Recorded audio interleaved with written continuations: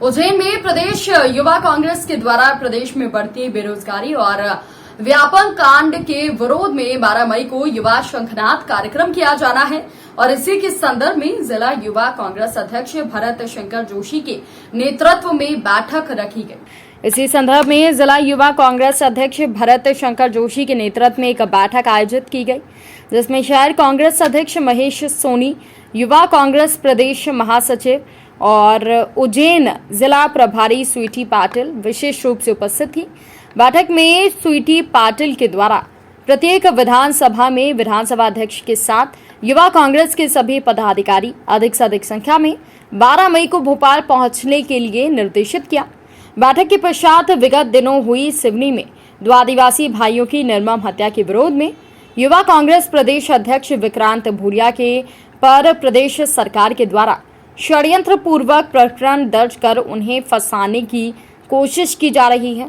उसके विरोध में जिला युवा कांग्रेस के द्वारा मुख्यमंत्री शिवराज सिंह चौहान का पुतला क्षीर सागर पर कांग्रेस कार्यालय के सामने जलाया गया। पुतला दहन के दौरान पुलिस से युवा कांग्रेस कार्यकर्ताओं की झड़प हुई। इस मौके पर जिला अध्यक्ष भरत शंकर जोशी ने कहा कि भाजपा सरकार बदला लेने की भावना से राजनीति कर रही है। सरकार के द्वारा कांग्रेस के लोगों पर नित्य नए झूठे प्रकरण दर्ज किए जा रहे हैं। हाल ही में युवा कांग्रेस के प्रदेश अध्यक्ष पर भी झूठा प्रकरण दर्ज करवाया गया है। इसी का विरोध में हमने पुतला जलाया है। जानकारी देते हुए कांग्रेस जिला प्रवक्ता योगेश साध ने बताया कि इस मौके पर विधानसभा अध्यक्ष दीपेश जैन, रवि यादव, धर्मेंद्र गुर्जर, हुसैन, शाकिर खान और अंशज शर्मा, अंकित विशु यादव, यशवंत चौहान, तेजकरण डांगी, जीत आंजाना, मुकुल घुरैया, अविनाश गवरी, प्रतीक तांग, हिमांशु शुक्ल, विनय मंडलोई, नदीम खान, सैयद बिलाल अहमद, मनीष कीर, राकेश मीना, विनय मंडलोई के साथ तमाम लोग यहां पर उपस्थित थे। किया गया है, किस प्रकार का विरोध है और क्या मांग की गई है? विगत दिनों पहले हमारे दो आदिवासी भाइयों की सिवनी के अंदर निर्मम हत्या कर दी गई। मध्य प्रदेश में दंगे हो, आदिवासियों पर अत्याचार हो और तमाम ऐसे मुद्दे जिसमें मध्य प्रदेश सरकार और गृह मंत्रालय फेल्योर है, उसके खिलाफ आज हमने शिवराज सिंह चौहान का पुतला दहन करा है। हमारे प्रदेश अध्यक्ष आदरणीय विक्रांत भूरिया जी के खिलाफ झूठा राजद्रोह का मुकदमा जो दायर करा है, इसके खिलाफ हमने पुतला दहन करा है और हमने बताया है इस भाजपा की और इस फर्जी सरकार को कि आप सोच रहे हैं कि आप हमें डरा देंगे, धमका देंगे, तो आप सोचने वाले गलत हो। हमारे ऊपर आपको जितनी कायमी करना है कर लीजिए। 2023 में हम आदरणीय कमलनाथ जी को मुख्यमंत्री बनाएंगे और इस भाजपा की सरकार को उखाड़ फेंकेंगे। आप चाहे हमारे ऊपर राष्ट्रद्रोह लगा दें, हम चुप बैठने वाले नहीं हैं। हम इस भाजपा की सरकार को उखाड़ फेंकेंगे। अभी घरेलू गैस पर लगभग 50 रुपये बढ़ गए हैं, 1050 रुपये का सिलेंडर बढ़ रहा है। इस महंगाई लगातार बढ़ती जा रही है। आप क्या कहेंगे और क्या कांग्रेस का क्या विरोध रहेगा? आज क्योंकि हम आज सुबह सुबह इसके प्राइस मूल्य वृद्धि वापस हुई है, तो हम आगे वाले दिनों में सद्बुद्धि यज्ञ करना चाहते हैं नरेंद्र मोदी जी को, जो विगत 2014 के पहले बोलते थे कि वो सिलेंडर 300 रुपये का, पेट्रोल 55 रुपये का कर देंगे। तो हम उनके लिए सद्बुद्धि का यज्ञ करेंगे। महाकाल बाबा उनको ये सद्बुद्धि दें कि जो अपनी बात से फिर रहे हैं, ये दगाबाज दोगले लोग हैं। हम इनका विरोध करते हैं और करते रहेंगे आखिरी दम तक, जब तक ये भाजपा की सरकार उखाड़ न देंगे। मध्य प्रदेश के उज्जैन में एक दिलचस्प मामला सामने आया है। यहाँ पर एक शख्स ने शराब में मिलावट की शिकायत प्रदेश के गृह मंत्री समेत तमाम अधिकारियों से कर डाली। शराब पीने के शौकीन एक शख्स का कहना है कि पूरी बोतल पीने के बाद उसे नशा नहीं हुआ। इसके बाद उपभोक्ता ने आरोप लगाया कि ठेकेदार शराब में पानी मिलाकर बेच रहा है, इससे उसका आर्थिक नुकसान हो रहा है। उसने इस बारे में प्रदेश के गृह मंत्री और उज्जैन पुलिस अधीक्षक को भी शिकायत की है। उसने लिखा है कि शराब कंपनियां उपभोक्ता के साथ छल कपट कर रही हैं। उज्जैन के बहादुरगंज आर्य समाज मार्ग पर रहने वाले लोकेंद्र सोठिया शराब पीने के आदी हैं। 20 साल से शराब पी रहे हैं। 12 अप्रैल को क्षीर सागर स्थित शराब की दुकान से 4 क्वार्टर देशी शराब खरीदी। 2 क्वार्टर पीने के बाद पता चला कि शराब में पानी मिला था। लोकेंद्र ने बताया कि पूरी बोतल पीने के बाद जब शराब चढ़ी नहीं तो लगा कि इसमें मिलावट है। इसके बाद दुकानदार से शिकायत की तो उसने धमकी दी कि तुमसे जो बने वो कर लेना। लोकेंद्र ने उज्जैन एसपी, गृह मंत्री और आबकारी विभाग में शराब ठेकेदार के खिलाफ कार्यवाही के लिए आवेदन दिया है। इसमें लिखा है ठेकेदार पर कार्रवाई की जाए ताकि कोई दूसरा धोखाधड़ी की शिकार ना हो। लोकेंद्र ने कहा कि सभी जगह शिकायत की कार्रवाई नहीं हुई, इसलिए उसने 2 क्वार्टर पैक्ड ही रखे हैं। वो इसकी लैब में जांच करवाकर आगे की कार्यवाही करने की योजना बना रहे हैं। साथ ही उपभोक्ता फोरम में केस दायर करने का भी प्रयास कर रहे हैं। मैंने पत्र लिखा था गृह मंत्री को, क्योंकि राजस्व सारा आबकारी विभाग से आता है। तो मैंने ये कहा कि जो मैं जिस माध्यम से मेरे द्वारा कोई पैसा मेरा भी कमाई का यदि मेरे पीने के बाद जाता है तो मैं दारू पीता हूँ, मैं मंजूर करता हूँ।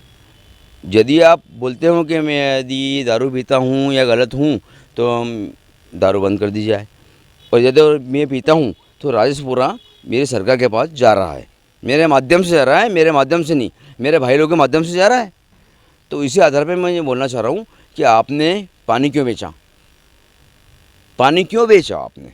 अब आप पानी बेच रहे हैं, आपने भाव गिरा के पानी बेचना चालू करा और हर दुकान के टुकड़े कर दिए, 3 दुकान इसकी, 3 दुकान उसकी, 3 दुकान उसकी, जो भी आपने करा मुझे नहीं मालूम।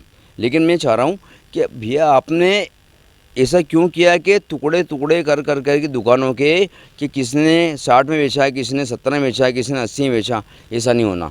एक गरीब आदमी के लिए लड़ना चाहता हूँ मैं, और पहली बार मैं लड़ रहा हूँ और प्रशासन साथ देगा मेरा। मैं चाहता हूँ कि मीडिया से अनुरोध कर रहा हूँ कि मीडिया साथ देगा, चूँकि मुझे तो कोई तकलीफ़ नहीं है, पानी बेच दिया आपने, कोई तकलीफ़ नहीं। लेकिन मैं आज आप आएँ, मैं कितना राजस्व दे रहा हूँ, आप आए मैं दिखा रहा हूँ। कब खरीदी थी और कब जो है? 7 अप्रैल को मैंने 2 क्वार्टर खरीदे थे। 7 अप्रैल को ये नोटिस दिया गया प्रीति जायसवाल को। क्या निकला उसमें? पानी था उसमें। पहले कैसे आती थी और मतलब बाद में अभी कब तक? अब ये कंडीशन बन चुकी है कि भाव तो गिरा दिया आपने, लेकिन उसमें पानी डाल दिया आपने, और पानी नहीं डाल दिया, पूरा पानी दे दिया। ये क्वार्टर में आपके सामने बता रहा हूँ, इसमें पानी है।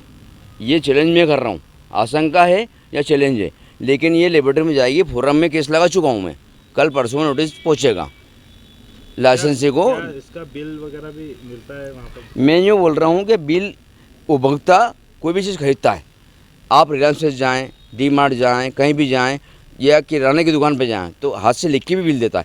आप बिल क्यों नहीं देते हैं? बिल होना चाहिए। आपने खरीदी करी है तो उसका बिल चाहिए।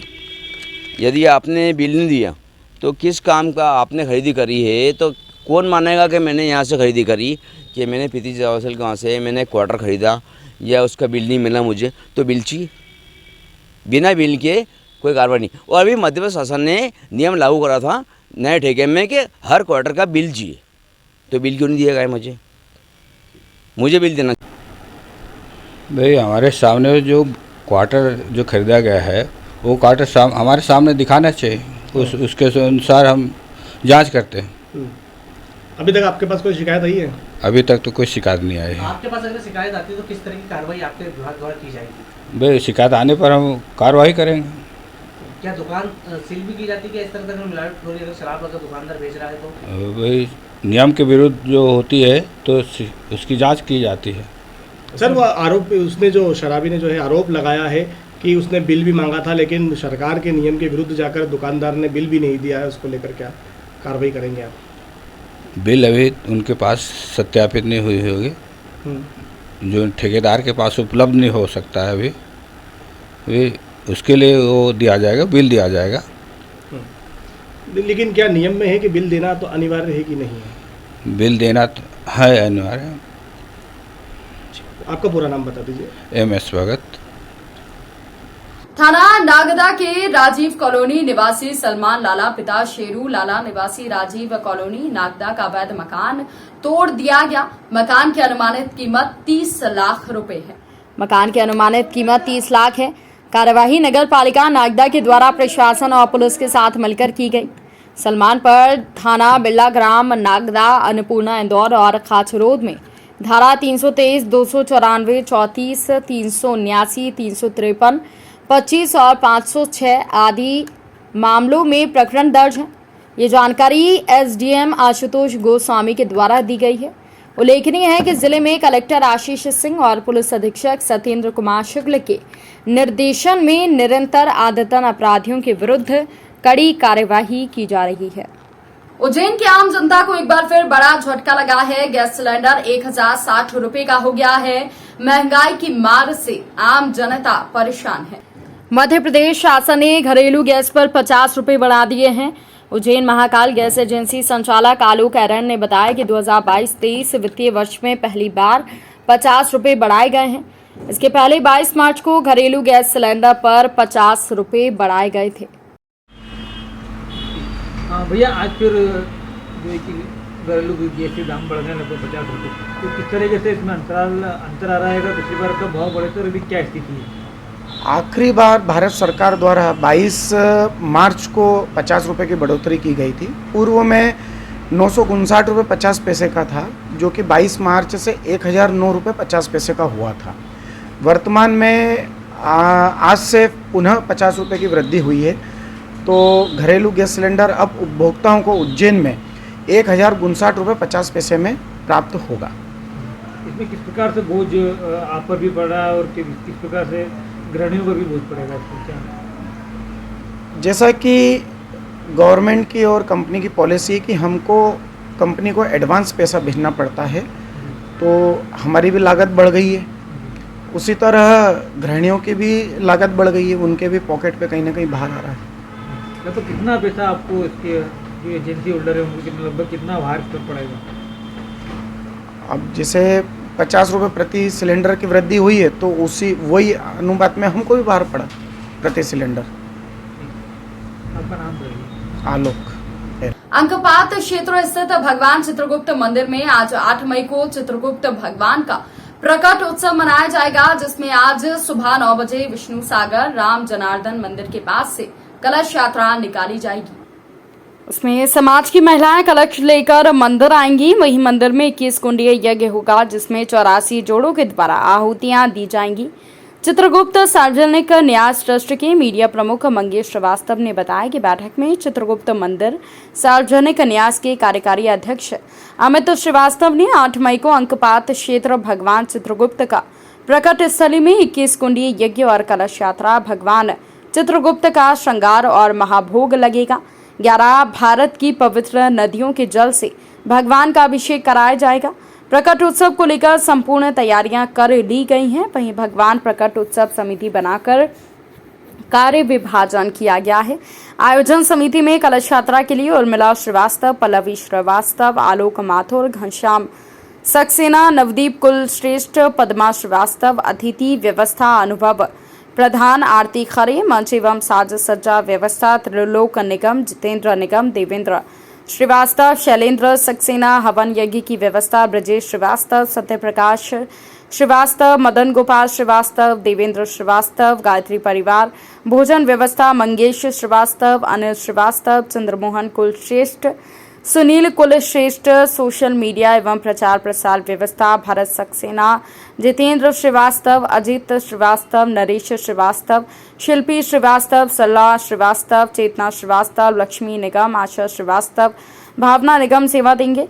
ट्रस्टी विश्वास सारंग, कैबिनेट मंत्री आनंद मोहन माथुर, पूर्व महाधिवक्ता कृष्ण मंगल सिंह कुलश्रेष्ठ, सुनील श्रीवास्तव, शिक्षक दिनेश कुमार श्रीवास्तव, रत्नेश श्रीवास्तव, जितेंद्र भटनागर, अमित सक्सेना, सुनीता श्रीवास्तव, संजय श्रीवास्तव, किरण कुमार खरे, अनिमेश श्रीवास्तव, डॉक्टर गोविंद नारायण श्रीवास्तव आदि लोगों ने समस्त कायस्थ समाज से कार्यक्रम में शामिल होने का अनुरोध किया है।